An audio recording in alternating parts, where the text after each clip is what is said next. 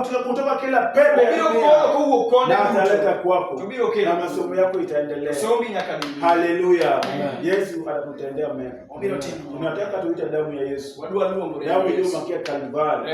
Using'ang'ane na mambo mengi, using'ang'ane na mambo mengi. Ukiangalia katika Agano la Kale, ulikuwa unapata kwamba kuna dhabihu zilikuwa zinatolewa. Bwana asifiwe sana.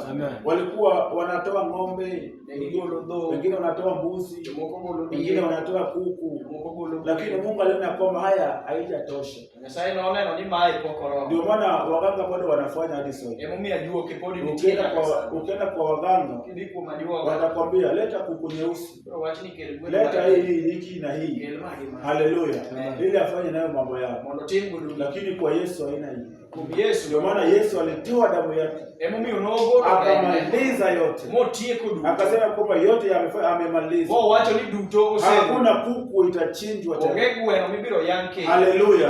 Hakuna ng'ombe itakayochinjwa tena. Haleluya. Yesu alitoa maisha yake, damu yake yakamwagika, akamaliza yote.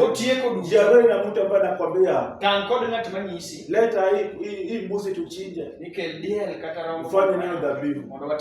Yesu alimaliza. Yesu alimaliza. Yesu ukiamini amemaliza yote. Wacha na sarakasi mingi inafanyika sasa.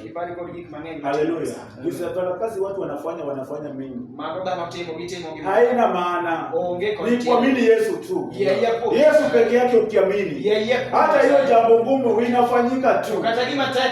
Haleluya. Mtu asikudanganye na mambo mengi. Kuwa mtu ambaye amekoka anaamini Yesu. Unasimama hapo unatangaza damu ya Yesu. Unasema kwamba kwa hii shida mimi nanena damu ya Yesu. Na damu ya Yesu atasafisha. Damu ya Yesu atakusaidia. Mtu mwingine asikudanganye. Haleluya. Ukitaka chochote, hii damu ina nguvu.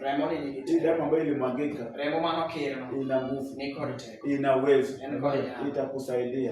Ukiona mambo sio mazuri, nena damu ya Yesu. Nena damu ya Yesu. Ukiona mambo sio mazuri, usisumbuke na mambo mengi. Usilie. Usiwe na mambo mengi. Ita tu damu ya Yesu. Peke yake. Itakusaidia. Itakusaidia peke yake. Haleluya. Mungu akusaidie. Mungu akupiganie. Mungu akutie nguvu. Hiyo shida ambayo unapitia sasa, damu ya Yesu itasafisha.